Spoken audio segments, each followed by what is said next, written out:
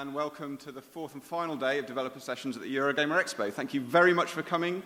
To kick us off today, showing you his new game, Project Godus, please welcome Peter Molyneux.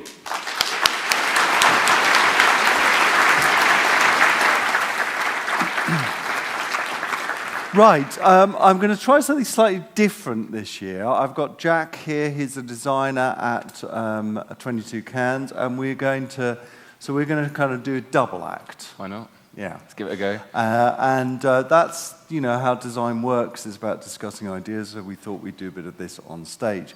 What I'm going to be talking about is a game which we've been working on since January of this year, and it's a game called Godus. It's in absolute evolution. We're evolving this game, as opposed to designing this game. We're evolving it because we're cooperating all of you. Anyway, let's start off, and I'm going to kick off by just going back and telling you why I'm doing Godus.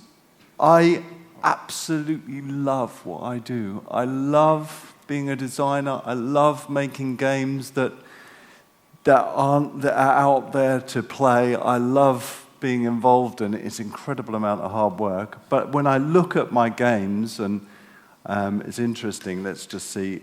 First game I did was, anybody in the room played Populous?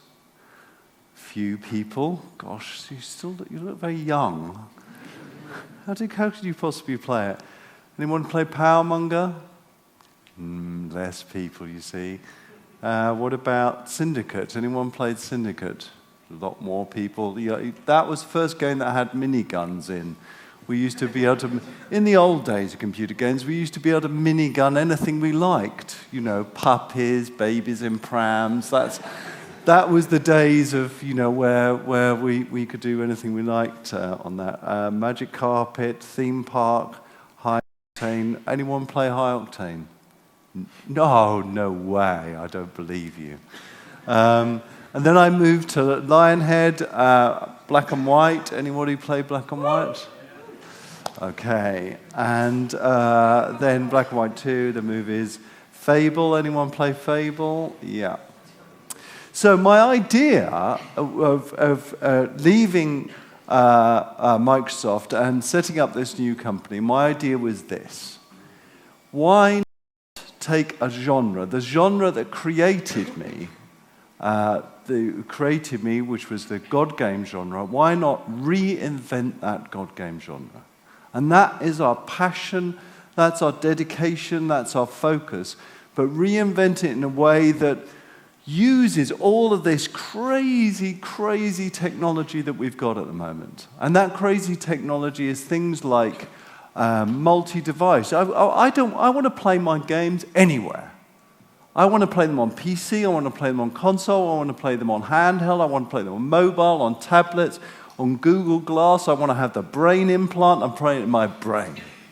And if you're really going to think about what that means when you're playing games everywhere, you've got to start from the ground up.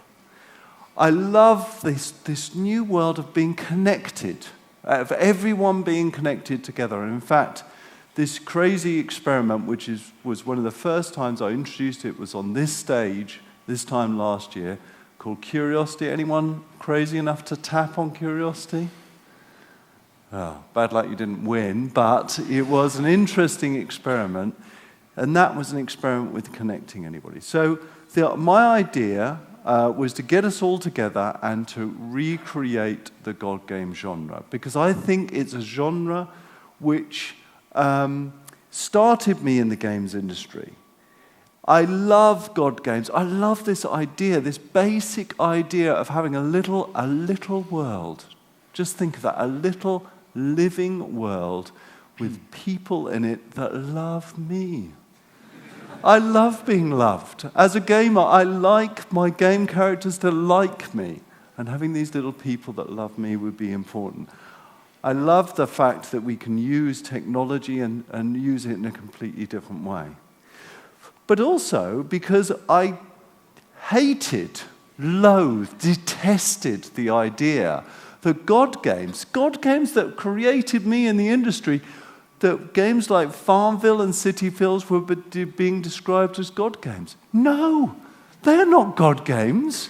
I don't know what they are, but they're certainly not God games. They're not full of little people that love me. They tend to be full of little people that want money from me, lots of money from me, which is okay, but Anyway, that got me very incensed and caused me to leave Microsoft and start 22 Cans. So what are God games? What are we trying to create? Firstly, an open world. It's not, a God game shouldn't be a game where it says to the player, do this, then do this, then do this. That's objective-led gameplay. It's brilliant for Call of Duty.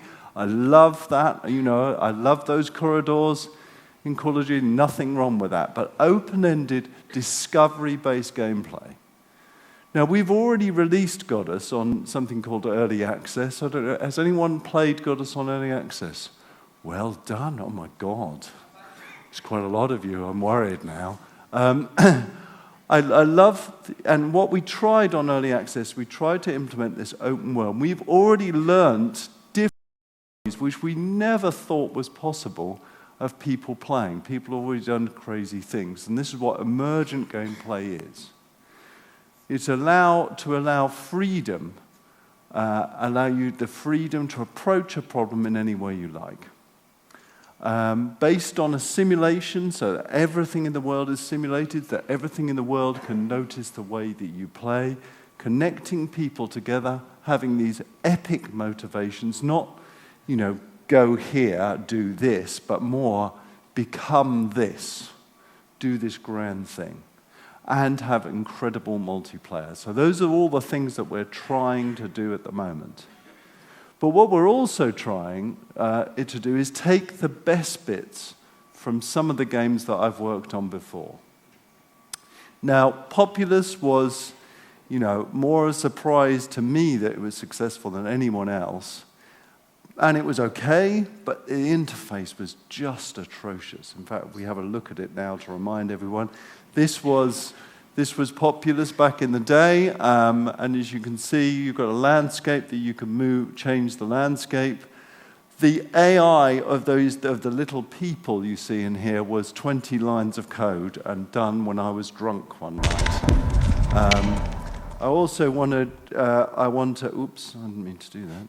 I also want to go back and look at the multiplayer in Dungeon Keeper. I thought the idea of being able to modify the land as you played against each other was really exciting. But again, the interface in Dungeon Keeper was very crude. I think there was far too many units and there was far too much spamming that could go on. But I loved the building mechanic and the kind of, not just the speed of it, but also the idea that you couldn't just immediately fight together, and Jack will be talking a little bit about that in a minute. And also, while we're waiting for this, the open world and the open worldness and the simulation of black and white. So if Godus is a function of taking these different elements and putting them together, how can we use that? Well, one of the things that we're going to use as well is the experiment of curiosity, the idea of connecting hundreds of thousands of people together simultaneously. So that's where we start from in Godus. Let's now take a little look at the game. Jack, do you want to come over and demo while I talk? Okay. Jack started, when did you start at 22 Cans? 15, 16 months ago, really early on, when we were just starting up the first kind of inspirations of curiosity. Yeah. Which sounded insane at the time. And then when I realized why we were doing curiosity, when you think about the idea that every one of those little cubelets was essentially a value between 0 and 1, it's either there or it's not there. And that actually ended up being the basis for how our land sculpting mechanic works. Yeah. And then being able to have tens of thousands of people multiply connected to that as well. So here we are. This is the Godus world as it in fact, this is version 1.3. We're releasing this on Tuesday. And this is the world as it stands at the moment.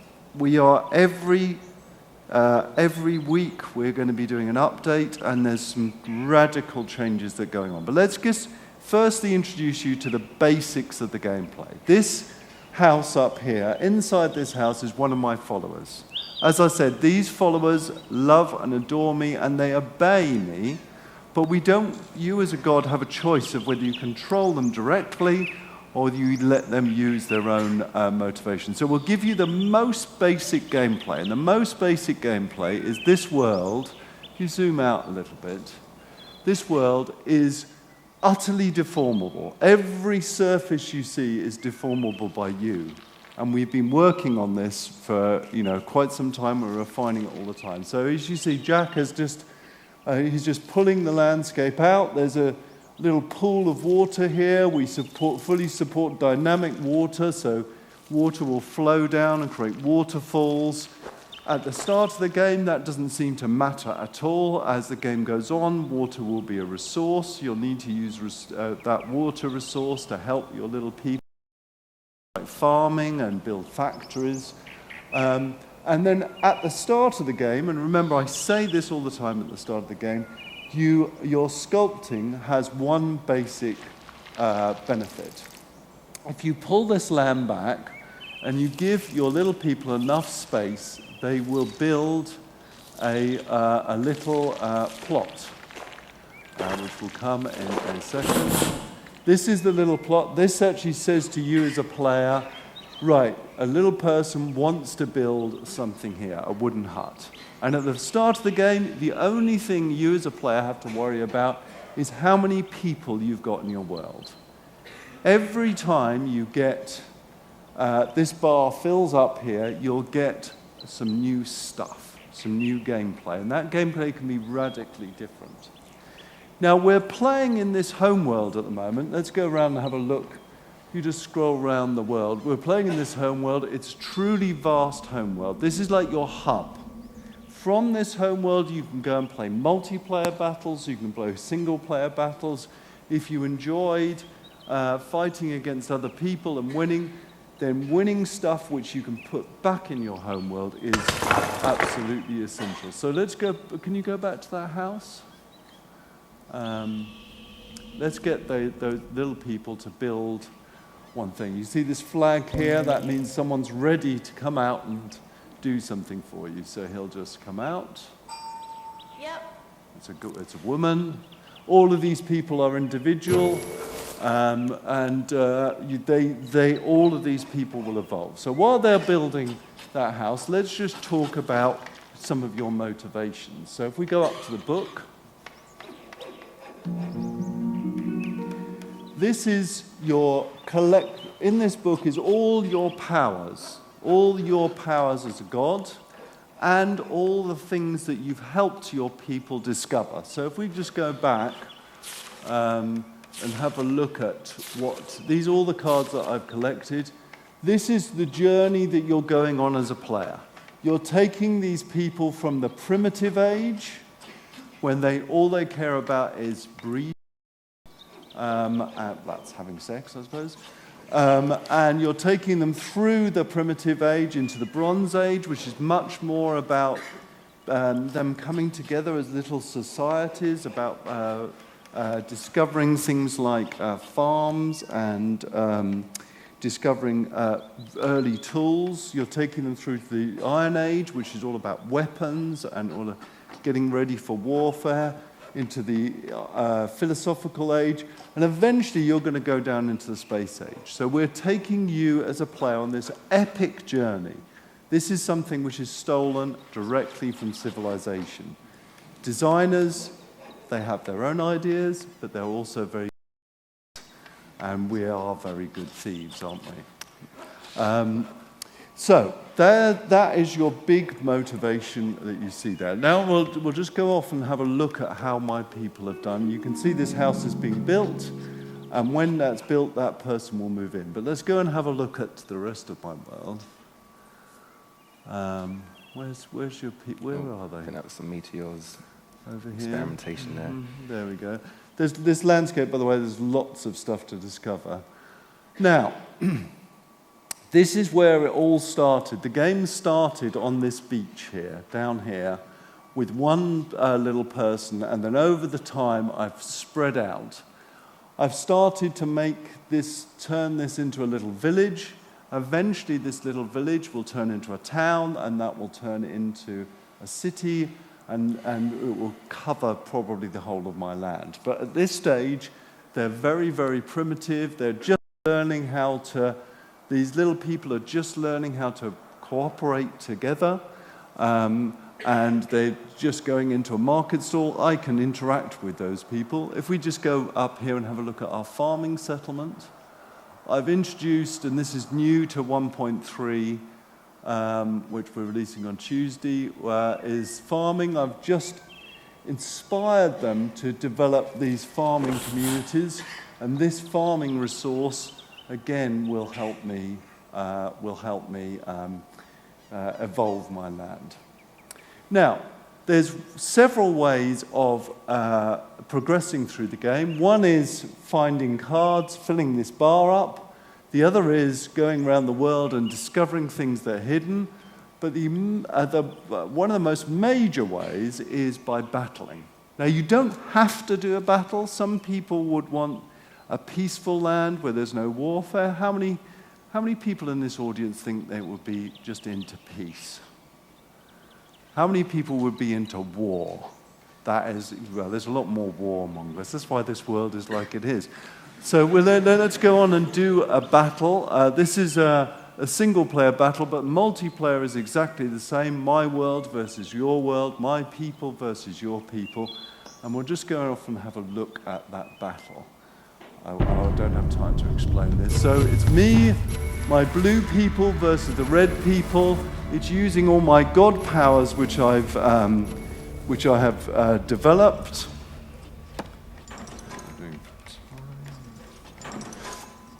Okay, so everything works much, much faster when I'm in this mode.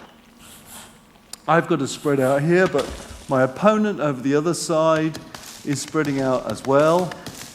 Jack and I have played, how many multiplayer games do you reckon, Jack? Thousands over the last 9 months, most of them going on till about 4 in.the morning, which is when we decided to change everything. And you've got real thought about multiplayer, haven't you? Yeah, I think we were literally going to release the first update about 4 in.the.morning. It was 4 in.the.morning the night before we released the first update, and we were both playing through, and then we decided to have a multiplayer battle. And the most amazing thing about how our game is structured is these configurables, where essentially you can just change a value on the table, and it completely change the nature of the game. So what we've got here is a battle where it's my guys, and I've got to get them over to that base, and they've just got to annihilate them. And then we decided, what if they just loved each other instead? And so we basically tried this. We just changed their hate down from 1 to 0. And then suddenly, when they went and built houses, they just kind of congratulated each other, and they just kind of built around each other. And it was like these naive little followers and these two gods that really hate each other, and they're just completely ignorant to the entire thing. And so they're all living humbly, and then we just kind of throw a meteor down. But that's not what we're set to at the moment. No, that's for maybe the next update. We're actually going to show death and mayhem. Yeah. What Jack's going to do now is form a little of the very basics of a little army. Now, everything in Godus evolves. And one of the main things that evolves is that's cheating. You can't cheat on stage. One of the main things that evolve is your little people's ability to fight. At the start of the game, they only know how to hit each other with fists.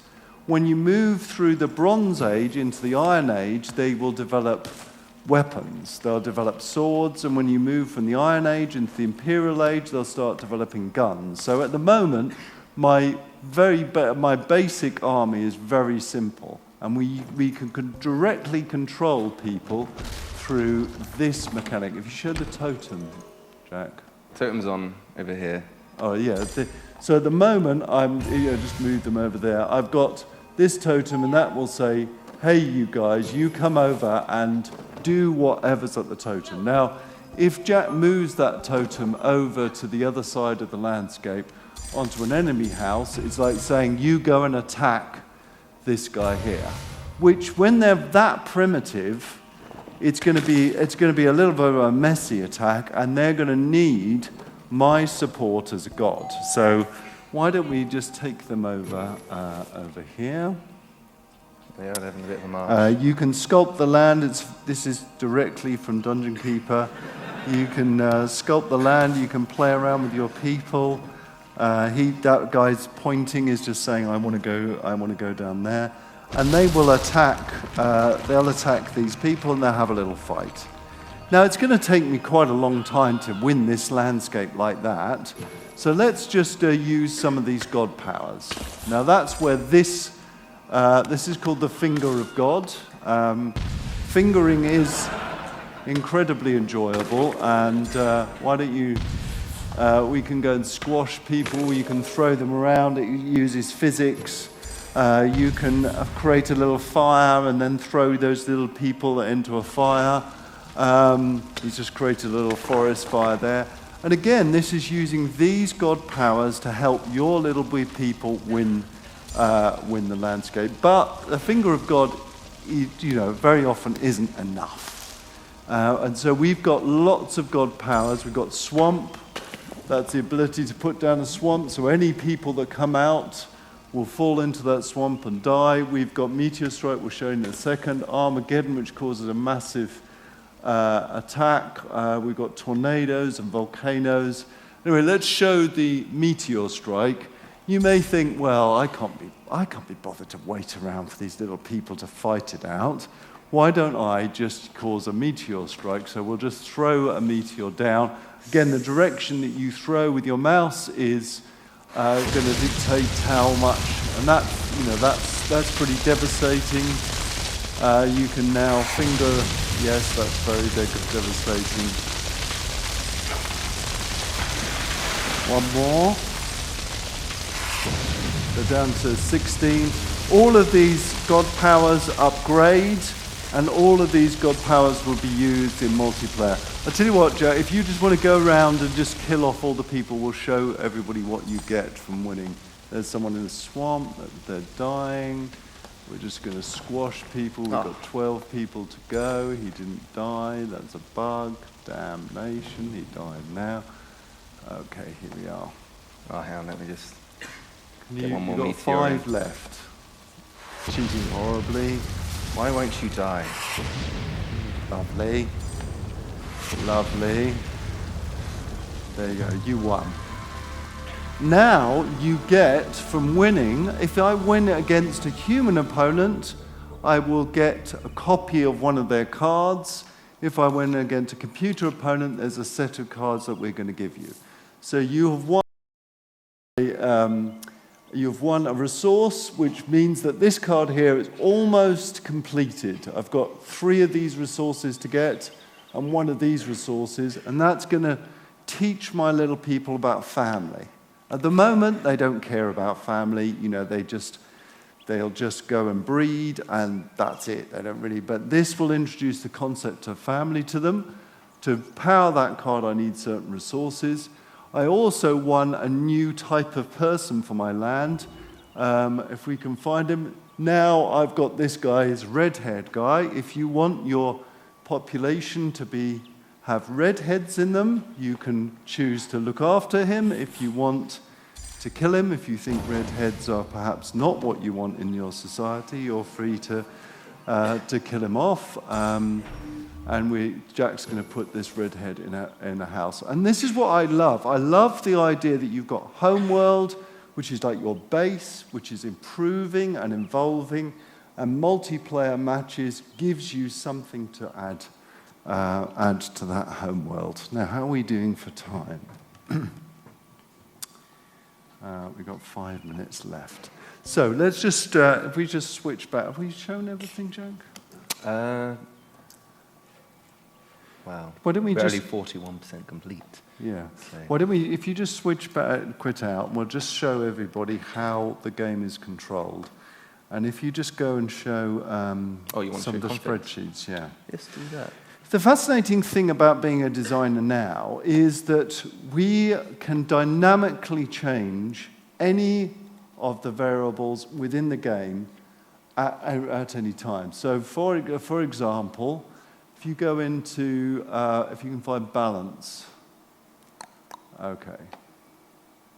Balance. There we go. This is, if I was connected to the internet now, on stage, I could adjust the brains of every follower in every game that is currently being played out there. So if we've got 3 people who play Godus in Fiji at the moment.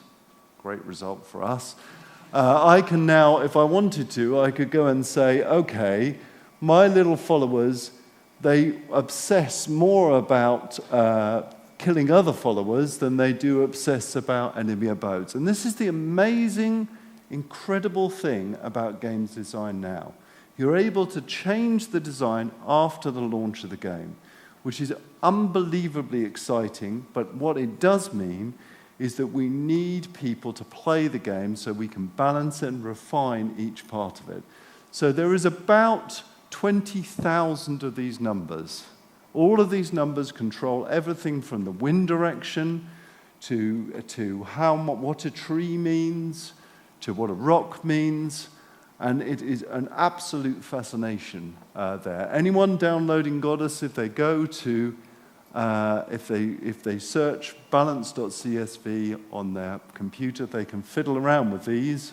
You can do some crazy, crazy things with physics and everything else, and it's part of the excitement. Anyway, there we are. That's where we stand at the moment. We're only 40%, 41% through the game. You can download it if you like on Steam Early Access. It's available. It's been out for 2 weeks now. And you can help us craft this game into something which we hope one day will be great. It's only going to be great because we're all building the game together. If anyone's got any ideas or suggestions or questions, then you can email me, P. Molyneux at 22 Cans, or Jack Attridge at 22 Cans, or tweet us, or I've run out of friend slots on my Steam account, but you can try, Jack still got some. I don't have enough friends. And we absolutely love what we're doing. We are going to be releasing updates all the time. We are also going to be releasing Godus on mobile, hopefully later this year. That will all be compatible with the PC stuff, but at the moment we're obsessing about the PC. I've got 5 minutes left. Does anyone have a quick question to fill those 5 minutes? Shall I select?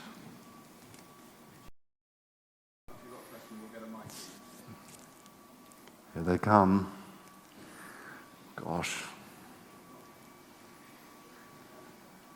Here we go.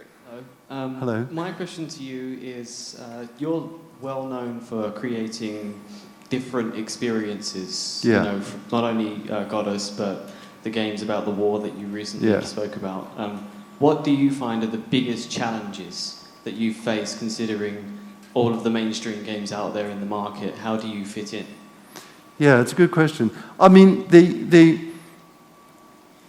I think our biggest challenge is to create something new and different, and try and persuade people that the old formulas aren't the way that we're going to be playing games in 20 or 30 years' time. It's thinking differently, but not getting too obsessed by that difference. Because I've created games in the past where I've tried to think differently about an approach to a game, and that's led to making the game worse than better. So it's being your own judge. And Jack, I think it's worth you answering this as well. Where the way we work is that we really try to talk things through. There's these 3 things where you kind of debate things, and then you after you've debated things, you decide things. And Jack is very much the feel person. I'm more of a mechanics person. Jack is about the feel. Yeah. His statement is, well, this doesn't fit and it doesn't feel. So when you're inventing something new and you're not copying something, that it can be incredibly challenging to do that. Yeah. The reward from winning Curiosity was the guy got Yeah. to be the Uber God. Yes. obviously.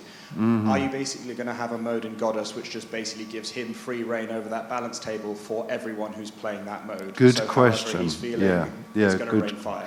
Good question. So we did this crazy experiment, Curiosity. The prize from Curiosity was the ability to control certain aspects of Godus and to get royalties from Godus. And this person who runs that is called Brian. His reign lasts 6 months. It hasn't started yet. And what we're doing is we're giving him a dashboard every week. He's got a dashboard where he can play around with certain aspects of that dashboard. And there's 3 areas of that dashboard. The first area is moral questions for him to decide on. And those moral questions may be, is it right that the little followers in the world have to work 24 hours a day? If Brian decides, no, I want them to have 6 hours off, then they will rest at home for 6 hours. So he won't be able to make massive changes to these tables, but there will be numbers changing in those tables. Those moral questions, some of the moral questions will be very interesting. Is it right to introduce contraception into the world and those type of things? The other thing that he can control is the trivial side. He can decide if he wants to make everybody's weather, because we fully support weather in the world, everybody's weather in the world rain, if he wants to. And the last one is he can make small adjustments to certain gameplay elements, but it's very controlled, those elements. If we had time, I would show you how he does that. Next question. Lady in the grey t-shirt. Sorry. Yeah. Do you think in the future 22 Cans will branch out into other genres for future projects, or do you only want to do God games? Well, I've done a lot of genres in my time, and at the moment, I think when you're doing a game, firstly, making a game is almost impossible. It's an impossible mixture of inventing new stuff and balancing existing stuff, and you have to obsess about it. So all we care about at 22 Cans is Godus. That's all we're thinking about. We're not thinking about what comes next, and we're thinking about evolving this game and making it a game which is just different from every other game. And until we get through that, we're not thinking about anything else. I mean, I just love what I'm doing, and I'm going to do it until the day I die. I don't know where to go with that. Next one more question, I think, over here. Do you actually see this game being more accessible? You touched on like the Farmville sort of audience. Obviously, there's quite anyone that uses Steam is obviously going to easily access the game. Do you actually see it going towards more of a different sort of audience as well? One of my objectives is, and one of my frustrations as a designer, is that games are becoming more and more segmented. There's games for us gamers, and then there's games for a casual market. And I don't see why that should be. That's not like that if you watch TV programs. Some TV programs just everybody loves who watch them, and I don't see why we shouldn't think about a computer game in that. And that's why Homeworld is like it is, because I know that if I'm a gamer, I'm going to want to get my people to the space age as quickly as I possibly can. And, that's just who I am. But I know the more casual market will be much more, well, caring is the wrong word, but they will approach it in a different way. They'll less worry about moving through those eras and more worry about what their world looks like. So the basic spaces of the game allows different types of people to approach this one game. And that's the brilliant thing about an open world game. You can have someone who has never played a computer game before approach it and enjoy it, and as well as someone who is a multiplayer RTS, person that's played them for 20 years. What would you say is the sort of biggest barrier then between the two audiences, to get them involved in the game? I mean, it comes down to basically down to motivation. How can you provide motivation to people who really want something so simple and so light that they don't want to be pushed too hard? A lot of the reason why the super casual audience on mobile doesn't like the games that we like in the games industry, because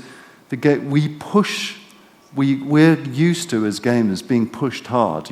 Do this, do that, do this, do that, go through this list, go through that, and we rush through everything. Where they're used to playing games at their pace. They'll play it for 5 minutes and then they'll stop playing it. And if you can get it right, that the game is so open-ended, it's such an open world that it supports both of those type of gameplay, then you have a chance of bringing those two audiences together. I mean, we could do a whole talk on this one subject. All right. Right, everyone, thank you very much indeed, and thank you for looking at this. It is available on Steam Early Access, as I said. Thank you.